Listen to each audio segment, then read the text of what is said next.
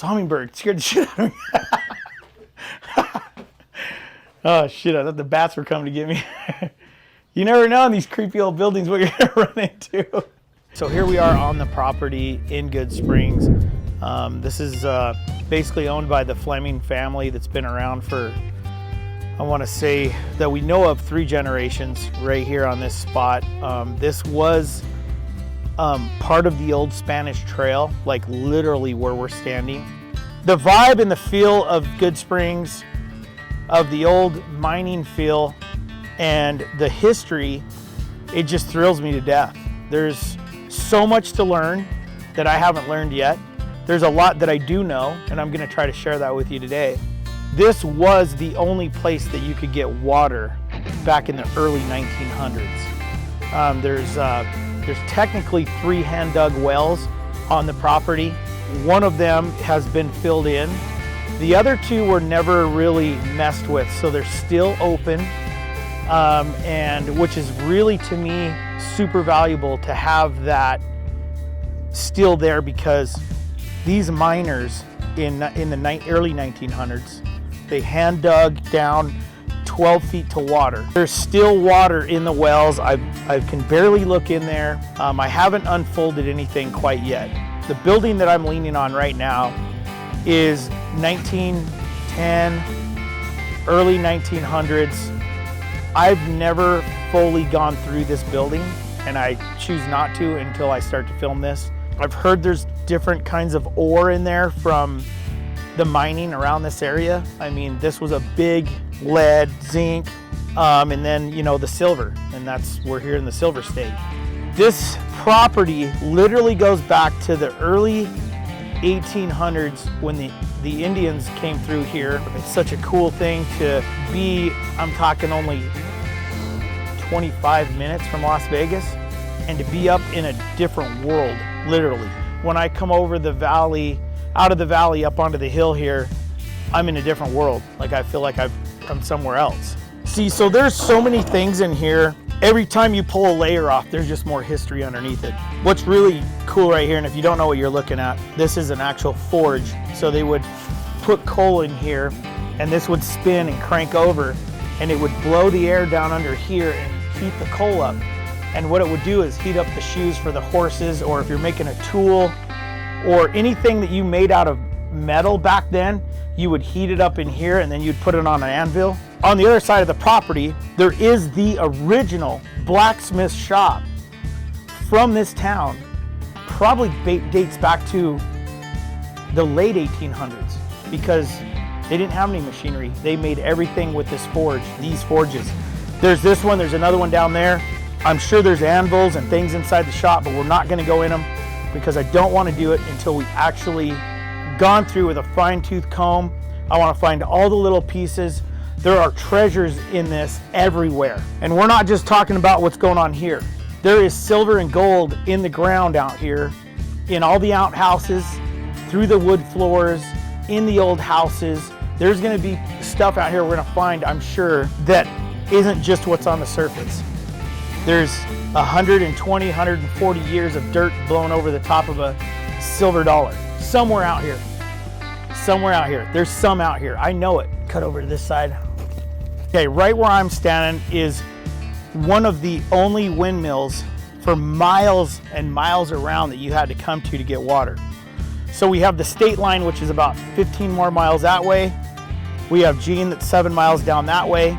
These guys would literally get a team of mules or horses and pull a water tank up here, a big metal tank, back it right up here by this windmill on the other side where that tank is, and fill their water up so they had water down there. If you can only imagine a team of horses coming up here to get your water. The great thing about being up here was you had water, and with water comes vegetation. Behind me right here is a couple of fruit trees. We've got an apple tree right here. We've got an apricot tree here. They call it a sweetheart. These are one of the only apricot trees that you can actually eat the inside of the seed. This is pomegranate right over here. There's actually a fig tree right here to my right that Steve's grandfather put in the early 1900s. He brought a little branch from California and planted it here, and it's still here. To my knowledge, it's about 105 years old. And here it is. It's still here. It's just cool that this stuff is still here and still growing, still coming out of this ground, and it's still providing. But this right here is a really cool piece that I want to get the water pumping again and get it back to working. I don't know when this windmill worked last, but you can see that it's lost the windmill part. These need to go back on the towers. They need to be restored. They need to be fixed. All the gears need to be gone through. Everything on this one, I want it to be set up where it'll last another 30, 40 years up on top of that tower. Get it all back together and make this thing work again. What's really cool is this tower has been here forever, and there is a picture of Steve Fleming, his mother, that was born here in 1919. When she was a little girl, he's got a picture of her and her sister sitting here on this windmill right there. And I was looking at the picture real detail, and you could see in this there's a little ding in the iron right here. It's in the picture. So this is the tower that's been standing here for over 100 years, which is really cool. So my dream is to have this tower working again. The tower in its day has kind of started to lean a little bit. That thing has been sitting there for over 100 years. That's pretty insane. The thing has been there 100 years, still standing. I want to tighten it back up, get it squared back up, and then I'm gonna put water back in the tank. And I think right up there on the top, I want to sit an old 1934 Ford up there. I want to put a cool old car up on the top, just kind of the body. So when you pull into town, you see that old car with maybe the headlights just dim hanging out. It's going to look really cool. It's going to be a really neat piece coming in. I would say somewhere in the 1930s, they built this building right here.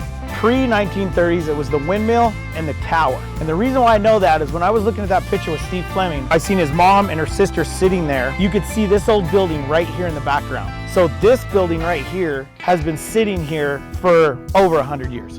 What this was a tent. These miners would come in. They would come in from all over the place, and all they had was a tent. So what they would do is put their tent up, and then when they decided to stay a while, come on in, I'll show you why. As you can see, it's kind of shaped like a tent. This side's got kind of beat from the sun, but if you see in here, this right here is actual old tent material. So they would leave the tent up and they would build their cabin around the tent, and then they would use the tent canvas for their insulation to keep the wind from coming through and keep it warm in here. So that's what this was. Okay, this pile of wood behind me is not just a pile of wood. This wood right here is actually the railroad ties from the very first railroad track that came through southern Nevada. So as they were building the railroad from clear back east across the United States, these are the first railroad ties. I'm gonna take all this old railroad tie, which all the creosote pretty much has gone out of them. They probably didn't soak them really good like they do nowadays. I wanna use these for decoration on the property, and every piece that I take off this land is gonna be used back into the land like it was back then. So there will be something with these. I don't know yet, but I am gonna use them. So what's this building is behind me right here is the actual original chicken coop, which is pretty insane. And I think it's really cool because it's still kind of together. Lots to discover in there. I'm just not gonna do it until we're ready. I just thought I'd share this part, but you can see they took like this old door and nailed it up in here. And this was probably where the chickens, you know, they used to sit here and roost all day. The feeders. I do want to turn this back into the chicken coop, by the way. I do want to raise chickens. I think it'd be a good idea. So up against this old building, this is a really cool piece. This is how they used to sift through the ore. When they'd bring the ore down, they would go through it and they'd sluice it with this. And it would just take it down to that size of material. And then it would go down into a smaller one and a smaller one. But this box, like I would say that this thing right here at a auction or an antique store would probably sell for $150 to $200 easily. It's historical. This is a part of the mining world right here. So super cool. Let's cut through here. Okay, I can get in here. So back in the early days, in this building right here was actually the generator that ran the store. So there was a big mercantile store here. There was an old, probably some sort of a hit and miss motor that would run a generator that powered this up and powered up some of the neighbors around here.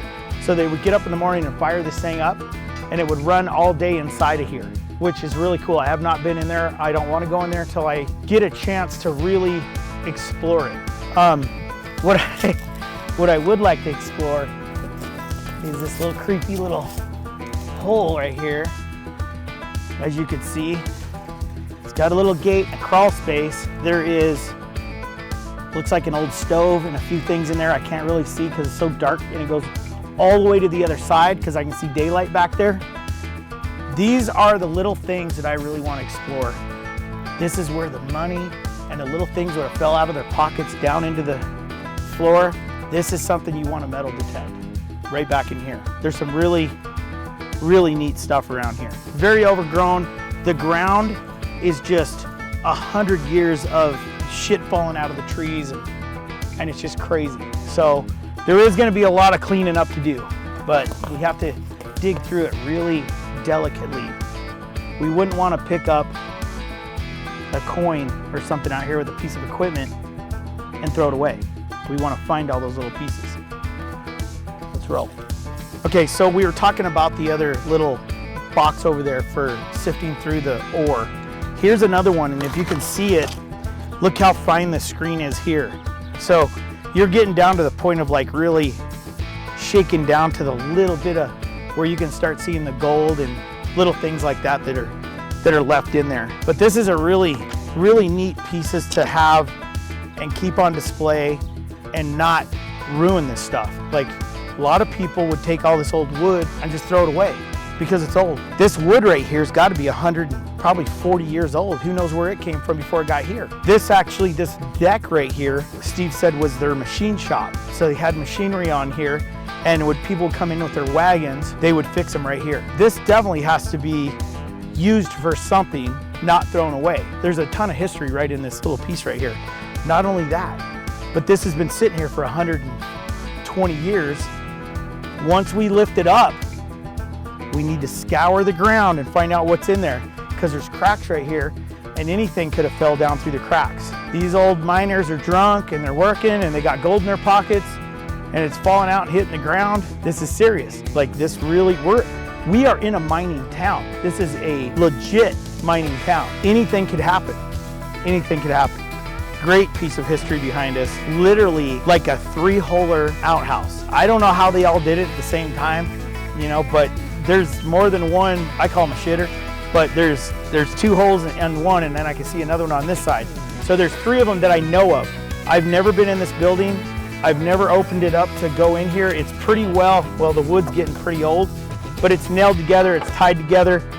I've only been able to look through the crack and see what's going on in there. There is a couple of toilets in there. From what I understand, and the history that Steve has told me on this piece, is that this outhouse used to sit right there, and then they moved it right here, probably because it was getting full over there, right? Well, here's the thing.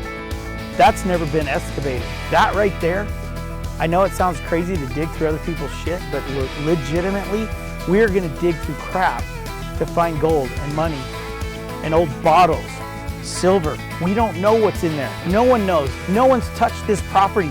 This property has been untouched since the 1920s. So that's what's gonna make this project so much fun, is to go around and find all this really cool stuff. And if we could dig up these neat old coins and have that on display for people to come from all over the world here in Goodsprings to see it. This is a little bit of a tourist town because we have a bar here that is from the 1913s. It's still active. People come here all the time because the bar is pretty much untouched. It's very legit. We'll show you some pictures of that. But that's what's gonna make this piece so cool, is this isn't the only outhouse. I learned of another spot where there was an outhouse and it's gone, and we're gonna excavate that too. So all those little places, there could be a treasure in there, and that's all it takes is one. We just need one treasure, and it will make me happy to do all the work. This will eventually be tightened up, put back together. I wanna make it work again. I want people, when they come here, to stay at the little Airbnbs out here, that they could legitimately use this restroom, but in a modern way. This I do want to make work again. Out here, we'll talk about the Cottonwood cabin. Okay, this right here is the historical Cottonwood cabin. There's a tour that you can go on, a walking tour through the town, that actually takes you to all the historical sites. This is one of the historical sites. It's been in Goodsprings since the beginning of time almost. As far as wood goes, there is a couple of houses here that were made out of stone. This has been sitting here for a very long time. I've been exploring a little bit in here. The tongue and groove floors are just amazing. The building's starting to get lifted up off the ground because the cottonwood tree that is next to it is pushing it off the ground. But I do have pictures of a team of mules tied up next to this with that cottonwood tree sitting there next to the cottonwood cabin. This right here has been sitting here for, 125 years, 120 years. But what makes it really interesting is, ooh, there's a bat. Oh no, it's a hummingbird. It scared the shit out of me. Oh shit, I thought the bats were coming to get me. You never know in these creepy old buildings what you're gonna run into. Back in the old days, before it was the Gazette, they had a newspaper, and it was right here in Goodsprings. So they did have a newspaper that would tell you the news. What I've found is they've taken the newspapers in here and used them as the insulation on the walls. The newspapers are still here. I'm gonna show you something that's really cool. If you can zoom in on this. Right here, it says Pioneer Saloon, okay, which is the bar right down the street, Pioneer Saloon, okay? I was telling you earlier, the Ford garage across the street. So I did some digging around. Look at this, Ford garage. You could have got a Roadster or a Touring at the Goodsprings garage, delivery to Goodsprings. Then I started looking up here trying to find a date. So January 7th, and it's hard to see it, but it's 1919 right here. January 7th, 1919. Campbell Estates. Like all these guys are, this is all of this stuff right here is Goodsprings history in here. Beckley and Beckley. I think that was a store down the road out here on the main road. So I haven't completely went through and read every bit of this, but you can see that there's a lot of stuff to read. Cars, $398 or $413 for a Model T. Can you believe that shit? $398 or $413. That's crazy. I could be here all day. This thing just reeks of just history throughout now, everywhere you go around here. I mean, just the designs in the cardboard that they put up here. I don't even know what that is, but I want to find out what the designs in the cardboard is. Anyway, I want to fix this all up. I want to make it so you can come in and possibly stay at the Cottonwood cabin, Airbnb it. It's historical, it's very fragile. It's really hard to mess with it without hurting it. So I don't know exactly what I'm going to do yet, but I do want to fix it, get it strong, and clean it up a little bit in here so it's presentable. And it's just been let go for so many years, and the walls are falling in. I want to straighten it up, so. Alrighty. Okay, so we're in a area that now is going to change a little bit. It's on the same property. It's joined the same. There's just a fence in between the two little properties. Now, this one over here is a garden. Literally, Steve's grandpa and dad kept fruit in here. There's a bunch of fruit trees. This is where they fed their family. They did a lot of canning in here. So the trees are still growing, they're still producing. There's a lot of work to be done in here. There's a lot of cleaning up. I mean, but once this thing gets done, it'll look super badass.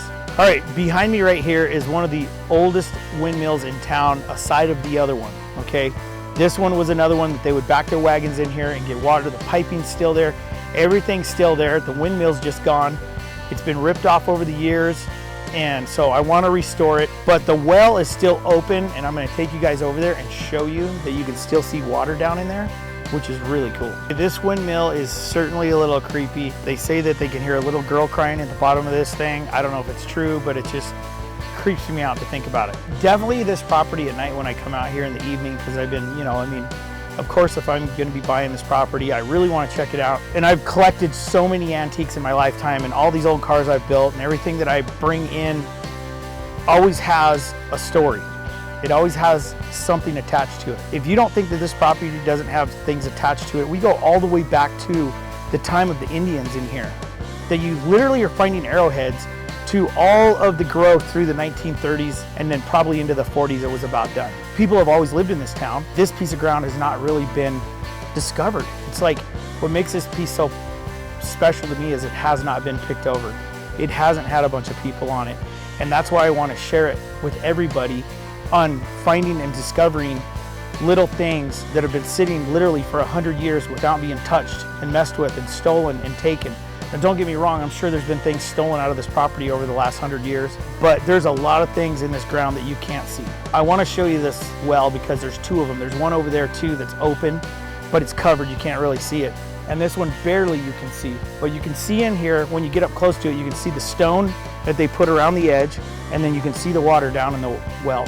What my plan is to do with these windmills is they're very awesome to me. Like, there's not very many open sites anymore because the kids would fall in them and drown. My plan to do with this is I'll probably pull this down, put a new tower up. But in the process, I'm gonna bring the wall up this high and around it so the kids can't get in it. Then I'll build a cover over it. But what I did find on this property is two of the old wood crankers that you'd put the rope on and pull your bucket of water up with. So I want to restore them back to like being able to dip your bucket of water down there, bring the water up, bring it over to the little house, let's boil it and make some coffee in the morning. This little piece behind me is another really cool one. This right here, believe it or not, they would heat that up so the water would come out of the well. It would go in there, it would heat up, and they would shower in here. This was the shower. For sure I'm making this the shower. I want to clean this back up. I'll fix the bladder on that thing. If I have to, I'll put an insert in it just so I can use it. But I do want to make this work, and I'm excited about it.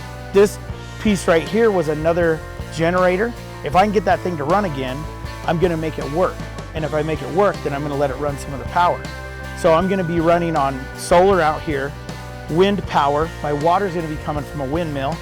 And if I want to, I can run it on gas or propane or whatever onto another source of energy to keep the place going. I want to be efficient. I want to eat off my fruit trees. I want to have my chickens. That's how it's going to work out here. Okay, here's what's really cool. These buildings right here, Steve said he hasn't been in them in 50 years. This one's got a little bit of broken wood out. I've looked in there a little bit. There is some really neat old stuff in there that is historical, but there's a lot of stuff buried in there, so I don't really know what's in there. This literally was the old blacksmith shop right here. Both these buildings, I think right here, there's another one right there. If you could think in 1910, there was no cars. Everybody was on horseback. They had mules that would go all the way up in these mountains up here, and they would drag stuff in and out, in and out. Now don't get me wrong, a lot of those miners knew how to shoe their own mules, but they would bring teams of mules down here and have them shod right here. This is where they'd get the forge out, get the horse, just a piece of metal and bend it into a horseshoe, put holes in it so they could nail it on the hoofs of the horses to keep from ripping their feet off in these rugged mountains. When you work a mule or a horse that hard in this rough of country, it literally just starts to eat their foot off. So what they have to do is they have to shoe them. And the shoes, the metal shoes, protect their feet from being wore off. And a lot of these guys, I mean to tell you, they really use these mules and these horses up here. And they would get them in here and they would get a bunch of ore, they'd get a bunch of material, and they would bring them back in here. And this is where they, basically put new shoes on them right here. This is it. This is where you would come to get any metal work done. So if you wanted to get, say, like a bar made to do a pry bar, you would have it made here. If you wanted a tool made, they would make it here. If you wanted anything made out of metal, they made it right here. So when I get done with it, I want to have my anvils out here. I want to have all the forges out here. So that way, when you come to my welding school and you stay, we can actually do a blacksmith shop. We could fire up put some coal in them, get the fire going, and we can sit out here and we can do some forging. So right here is where we're going to do it. And we got this other little building over here we can walk through and look at. But this door looks like it'll roll. I've never been in it. I don't know what's in it. I don't want to go in it until we get ready to discover this. But all the landscaping here will be all blacksmith. It's going to be set up really cool in this area, so you can actually feel what it felt like to be here with an old fire going and banging on a piece of metal. That's what I want you to feel when you come out here. This is going to be really cool. Where I'm standing right now is the back side of the blacksmith shop that we were at. It's hard to get in there because there's so much overgrown vines and trees. I'm definitely going to be crawling around in there. That's where probably the anvils are at. some of the tools for forging, all the stuff that we're looking for. If it is not in there and it's been taken over the years, then what we're gonna do is gonna find the period correct stuff that would have been in here at that time and put it back in the building. So I want this all to be cleaned up and gone through where you could literally bring your horse over here and put a shoe on him if you want. So, and who knows what's in there? I don't know. There's all kinds of cool stuff. Look at, like, just shit like this just sitting here, you know? This old cedar fence post, I'll use that for decoration. This building right here is probably one that Steve put up in probably the 80s. I know he was building another house in town in the early 90s. This was probably built somewhere in the 80s or 90s, so it's not an old building, but I'm going to make it look like it was an old building that has been sitting here since the early 1900s. This one here is big enough that I want to turn it into my Henry Ford garage. All of the machinery in here will be belt driven, or it'll be driven off electricity that is like pre-World War II. So everything in this garage, I don't want it to go over like 1945. I'm gonna change the front door. I'm gonna do a bunch of different things to it. Eventually, I wanna have a stone wall right here that has a waterfall coming off of it. So the windmill that you can see right over here will be pumping water over into here. And then I wanna have a pool right here. And I don't know if I wanna do an actual pool or if I wanna have it set up where it's like a hot springs where you can come and stay in the hot spring. I think it'd be really cool. This is definitely gonna change.